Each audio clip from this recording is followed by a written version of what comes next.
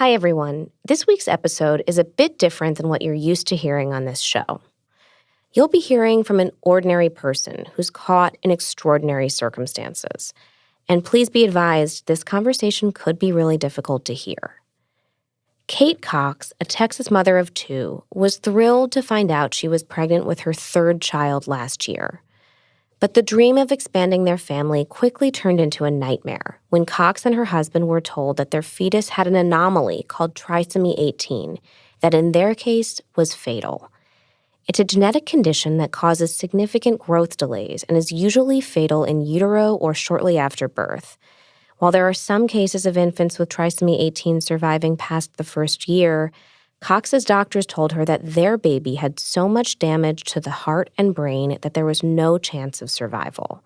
Continuing the pregnancy would put her own health at risk, and a third delivery could put her future fertility in jeopardy. But ever since the Supreme Court overturned Roe v. Wade in 2022, abortion has been almost entirely illegal in Texas, and anyone who performs one can be subject to legal jeopardy. So last December, Cox asked a Texas court to temporarily block the state's abortion ban so she could receive urgent medical care, becoming the first pregnant woman to sue for the right to terminate her pregnancy since the Dobbs decision. She was represented by the Center for Reproductive Rights, which is also representing 20 other women in Zarowski versus Texas, a landmark lawsuit asking the Texas Supreme Court to clarify the state's medical exceptions to its abortion ban. A judge granted Cox a temporary restraining order, allowing her to get an abortion. But Texas Attorney General Ken Paxton stood in the way, threatening to prosecute her doctors and taking the case to the Texas Supreme Court. Cox ended up going to New Mexico to terminate her pregnancy, just as the state Supreme Court blocked the lower court's ruling allowing her to receive care. Now, months after her abortion, Kate Cox is ready to talk about her experience. As you'll hear in our conversation, she's speaking out about the grim reality for pregnant women in post-Roe America, and she recently attended the State of the Union as one of the Biden's guests. I went down to Dallas to meet Cox in her home to hear her story, and stay tuned for my forthcoming profile of Cox in an upcoming issue of Time. I'm Charlotte Alter, senior correspondent for Time, and this is Person of the Week.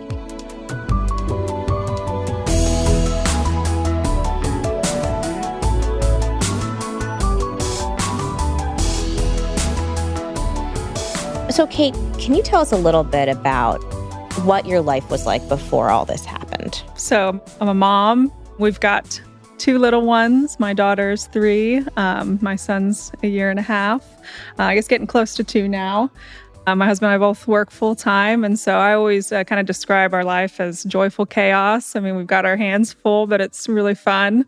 A lot of family time, and we love doing stuff with the kids. We play with our dog. We spend a lot of time with friends and family. We both love to be outdoors. So it was joyful chaos and having a lot of fun with our 2 little ones. And so you've said that you've always wanted a big family, right? That was always kind of your dream. Yes.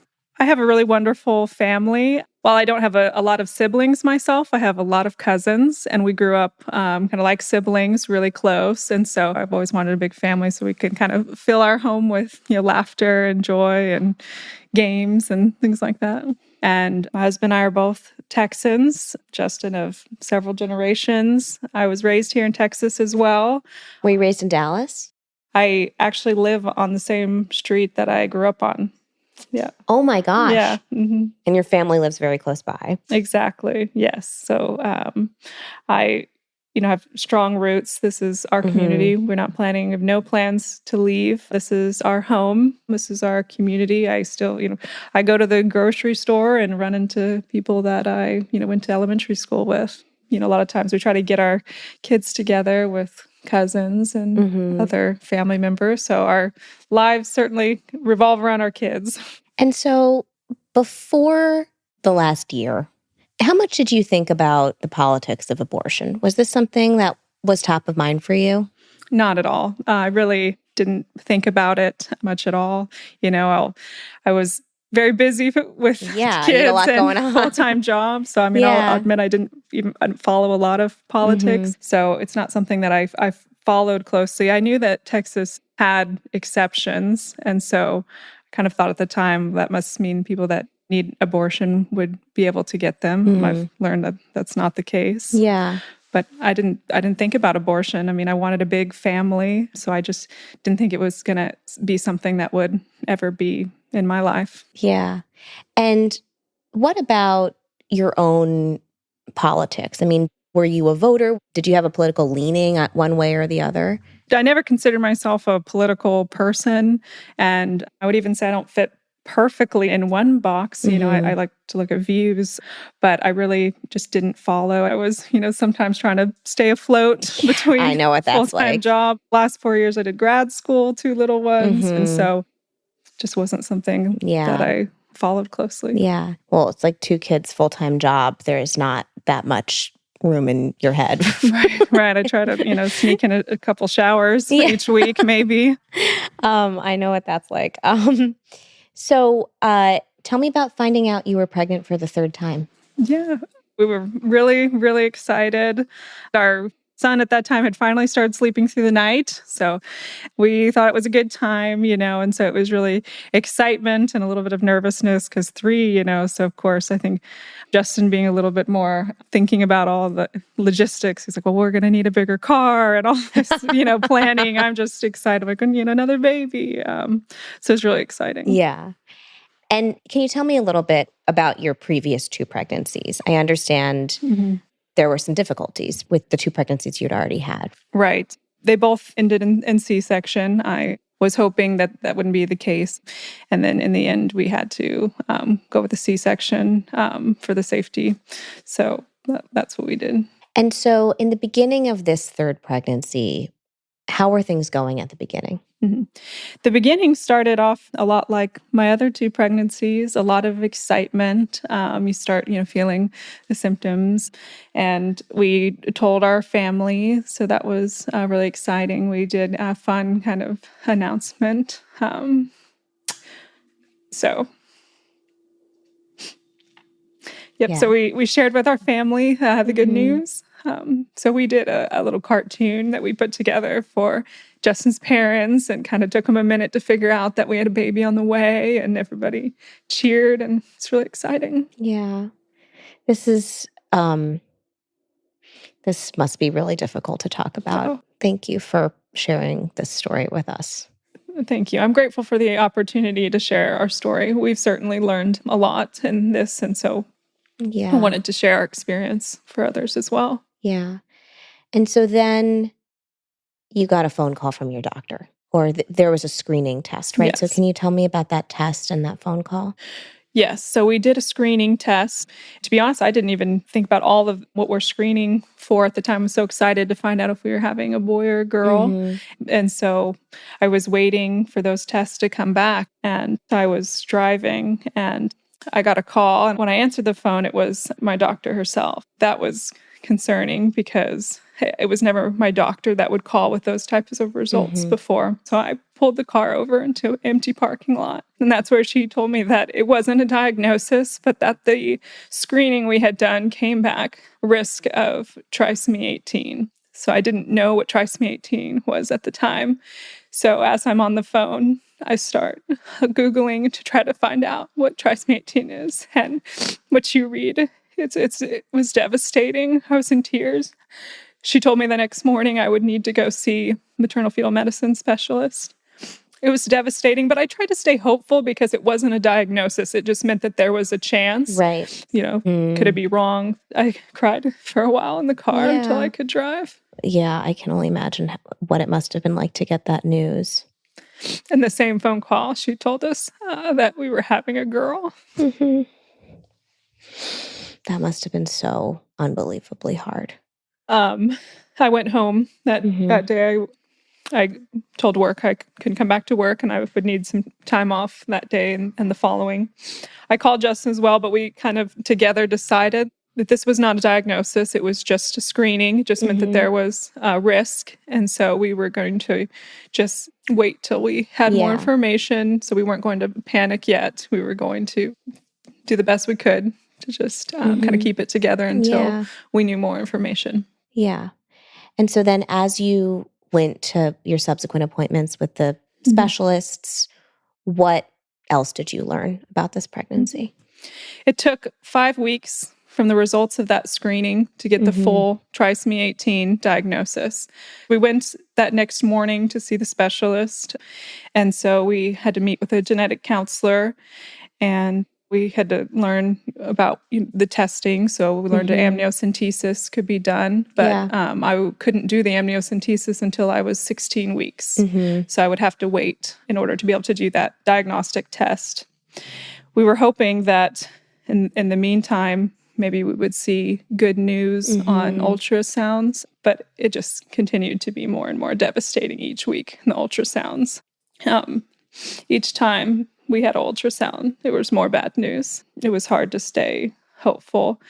And we went back again, and each ultrasound, we continued to see issues. So the neural tube, the heart, the brain, the skull, limb. It was hard because when you look, were very visible, and you could see on the ultrasound that she wasn't like our other babies. Yeah. So it was really hard to watch. By the end, sometimes I couldn't look at the screen. Kate, I'm so sorry. And then while you're also carrying everything else, you're still a mother with 2 children. You still have your job. You're still trying to keep it together in the rest of your life. And so, after all of these incredibly difficult appointments and scans, what was the medical consensus from your doctors about this pregnancy and its viability and the risks to your health? It was the hardest news I've ever heard. But essentially, my baby was never going to live. If she survived the pregnancy, then she would be placed directly onto hospice. And so I spoke with my doctor. She said, if you decide to continue, we need to talk about what that would be like, placing directly on hospice. When I asked, we talked about what this pregnancy could look like, and my baby could die in my belly. She could die during birth. And if she survived, I asked what would be the longest, best case I could maybe expect. And she said a week. Wow.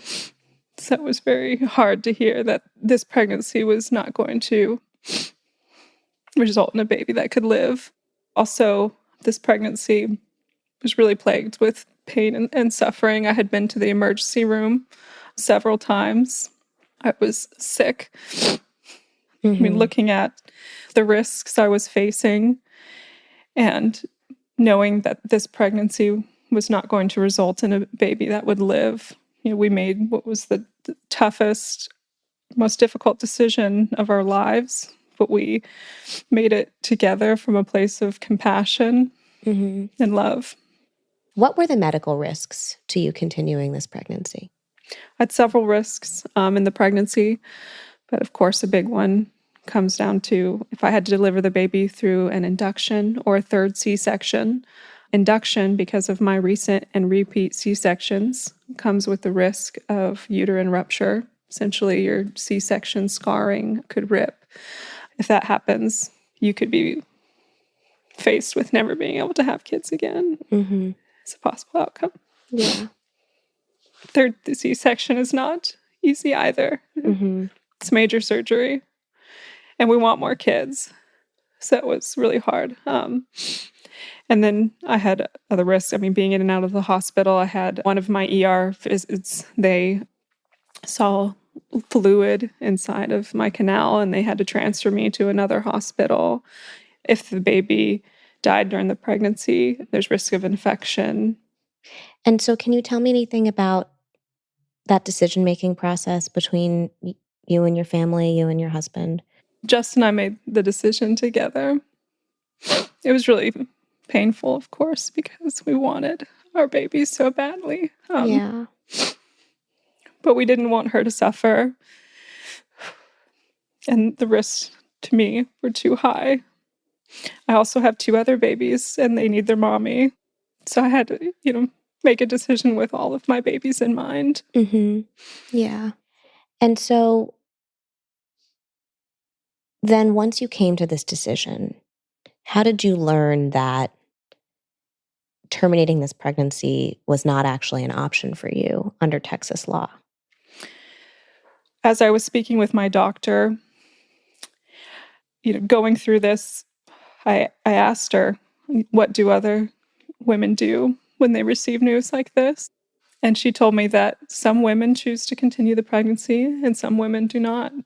And I asked her if I could make that choice in Texas, and she said I could not have an abortion in Texas. And so what was it like to hear that news? It's devastating. I couldn't believe that I wouldn't qualify given the risks I faced in my pregnancy. My baby was not going to live. So I was really shocked that I couldn't get medical care here in Texas with my doctors close to my home, with my husband by my side. It was devastating. Yeah. And so when your doctor explained to you that you would not qualify, what was the reasoning? Why did you not qualify for an exception? When she told me I wouldn't be able to have an abortion in Texas, I did ask more questions, and she told me if the baby's heart stopped beating, then they would be able to do an induction at that time, possibly. So that was really hard. Essentially, my understanding is that if my baby's heart was still beating, that I would not be able to get the care that I needed. No matter the risks to your own health. Mm-hmm. It's also very hard, I think, for doctors because the penalties are so high.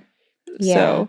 And so under Texas law, doctors who perform abortions, they can face tens of thousands of dollars in fines. They can face 99 years in prison. Right.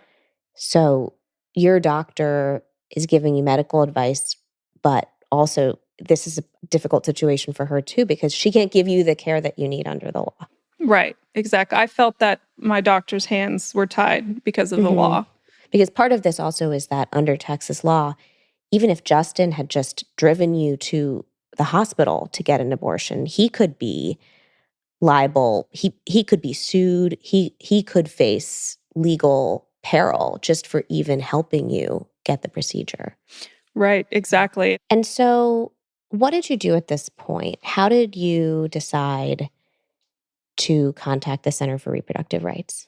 I did what I think many people do. I was looking online. I was trying to read more. I was trying to understand more, understand what the laws were, why I couldn't get an abortion in Texas. And I came across the Center for Reproductive Rights because I saw in the news the Zorowski versus Texas case.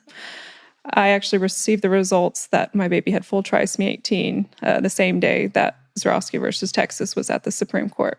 Wow. And, with everything else you're dealing with this incredibly difficult medical situation. Why did you decide to sue?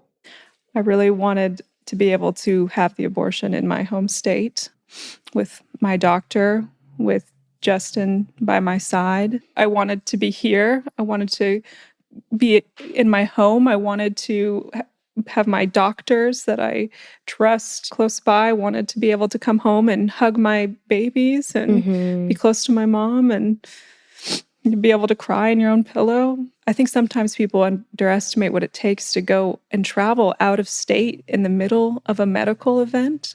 I mean, not only, of course, childcare, the costs, the time off of work, but having to travel to a state you've never been to, you don't know the hospitals. So just having to travel in the middle of a medical event is really difficult. And I think people don't sometimes see that.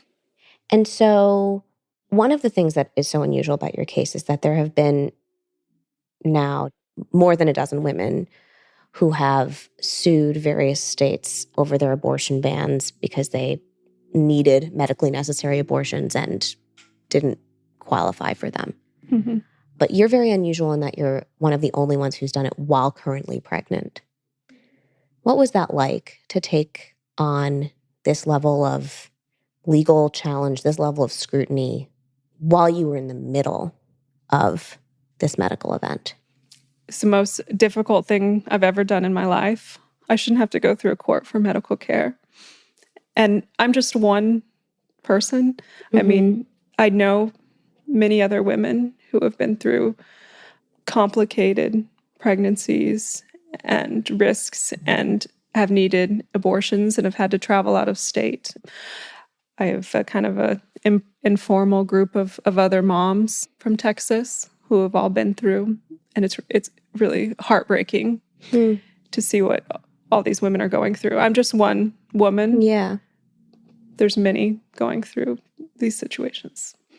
I will say a silver lining of this, I've gotten to meet and hear stories from a lot of women across the nation. I even received an email from a woman in another state where abortion is legal, whose timing was very similar to mine. Another mom, she had 2 little ones just like me. She had a 3rd pregnancy that received a diagnosis that the baby would not survive, and she was able to make that decision with her family, go to a hospital, have the abortion. And so just being able to see her story and my story in parallel of what we should have been able to do in the most painful time of our life. Yeah. Yeah. So you and the Center for Reproductive Rights sought a temporary restraining order from Travis County District Judge Maya Guerra Gamble. And she handed down an order allowing you to get the procedure. What was it like when she ruled in your favor, saying you could get the health care you needed and that your doctor and your husband would be shielded from prosecution? I was really grateful and really hopeful in that moment, but that quickly changed when Ken Paxton posted the message on X. So Ken Paxton is the Texas Attorney General. Right. And as soon as the judge ruled in your favor, he announced that he was submitting a petition to block that ruling and taking the issue to the Texas Supreme Court. Before this whole ordeal, what did you think of Ken Paxton? I didn't know a lot about him. So Yeah. I'd seen occasional news stories about him. I mean, I think there was some news stories about him before even all of this.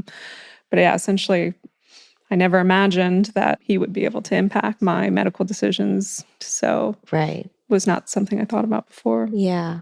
Yeah. Yeah. How did you and Justin decide, that's it, we're going out of state? We had a timeline. We couldn't wait.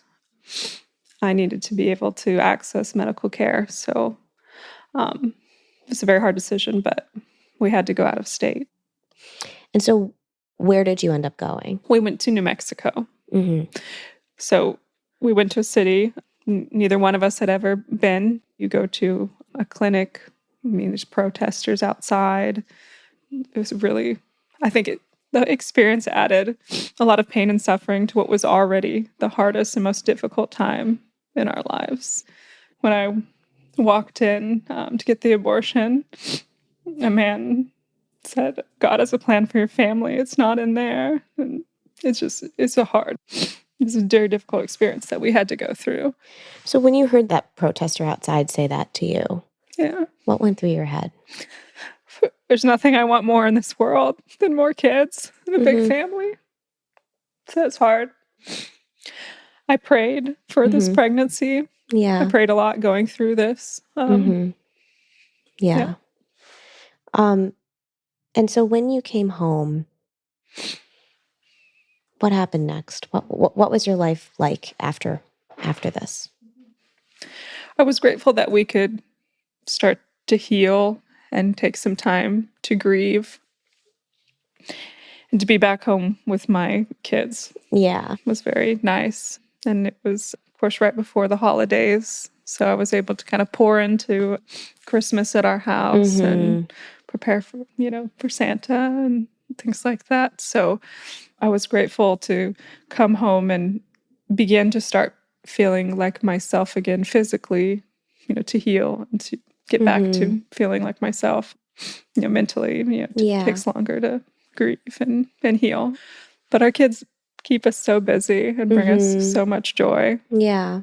I'm really grateful for them.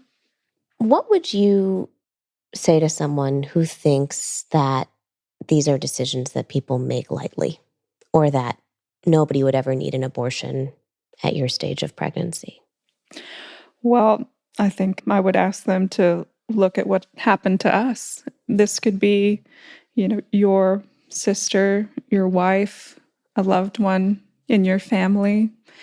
It took a long time to get the diagnosis. From the screening to get the results of the diagnostic test was 5 weeks. Yeah. We had to do an amniocentesis, which we couldn't even do until 16 weeks. And then it took weeks after that for them to give us the results. They even said they were slow because it was around the holiday time. Right. So these decisions are not made lightly. And testing and things like that takes a long time. Yeah. What's it been like for you to be thrust into the national spotlight on this? I mean, you are just a normal mom, a normal person before this. Now you have been a guest at the State of the Union. You have been part of one of the most high-profile abortion cases in the country. What has that been like for you? I'm speechless, really. I never imagined we would go through this in our lives. I wish that we could have made our decision privately with, our family and our doctors, but that wasn't the case. And I'm really grateful that the State of the Union is shining a light on this really important issue. Yeah. What was it like to get the call? Who called you to say, hey, do you want to come to this? Yeah, I got a phone call. The caller ID said Joseph Biden. You're kidding. You're kidding. I took a screenshot. Yeah. And was it him? I didn't answer. I think it was, I missed the call, actually. Yeah.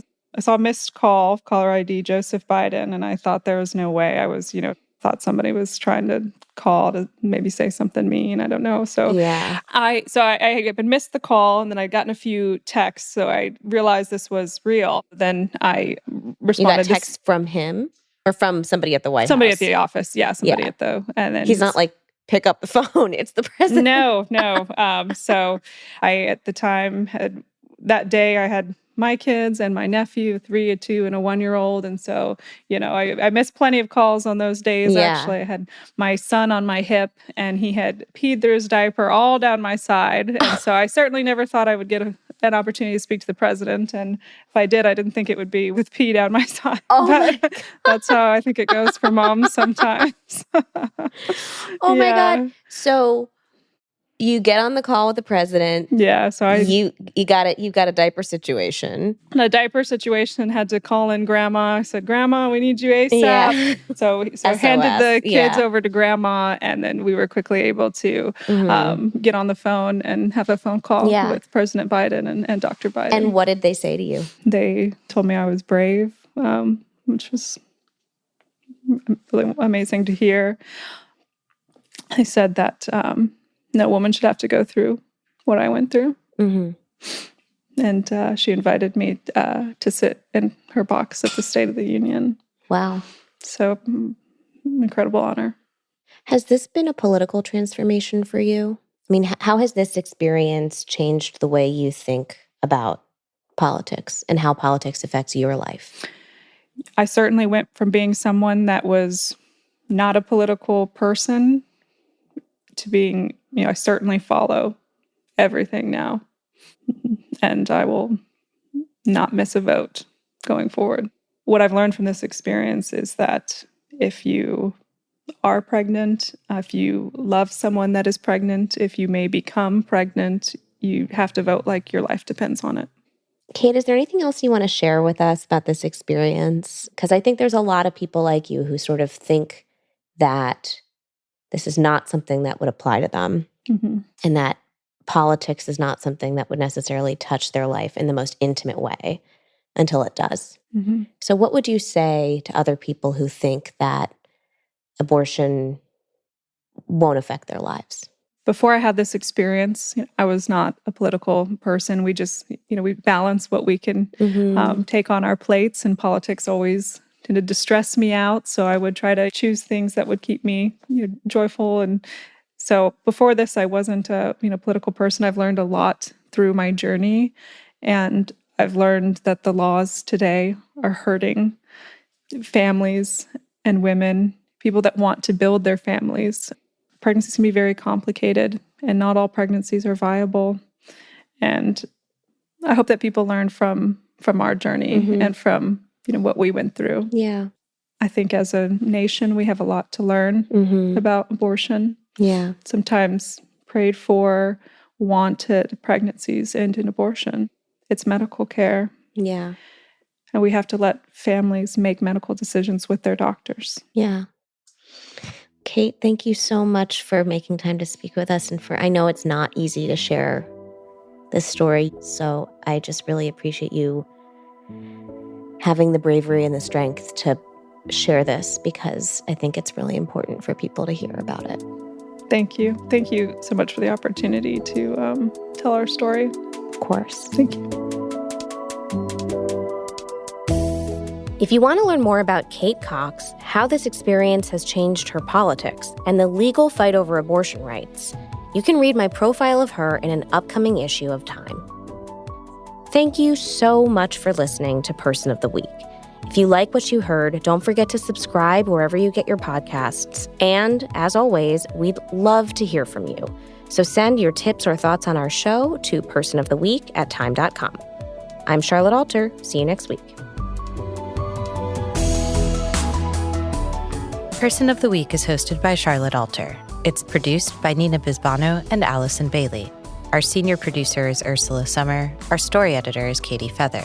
This episode was mixed by Joe Plord and Lucy Little. Our theme music was composed by Billy Libby. Joseph Frischmuth is our fact checker. Person of the Week is a co-production of Time Studios and Sugar 23. At Time, our executive producers are Dave O'Connor, Michael Erlinger, and Sam Jacobs. At Sugar 23, our executive producers are Mike Mayer, Michael Sugar, and Liam Billingham. Sasha Matthias is the head of audio at Time. You can find us online at time.com/personoftheweek and wherever you get your podcasts.